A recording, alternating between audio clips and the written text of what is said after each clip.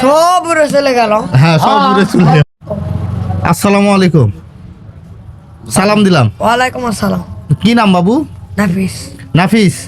তো একটি ডালে 11টি পাখি ছিল, বুঝছো? এক লোক বন্দুক দিয়ে একটি পাখিকে গুলি করে মেরে ফেললো।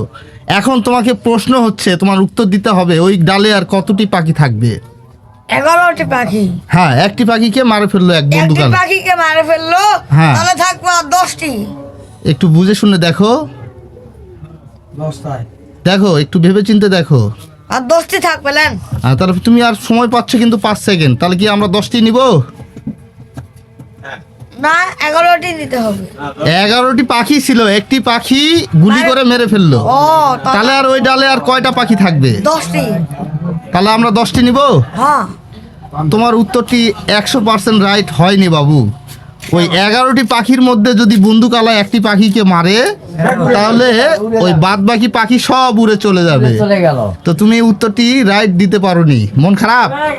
সব উড়ে চলে গেল। হ্যাঁ, সব উড়ে চলে যাবে।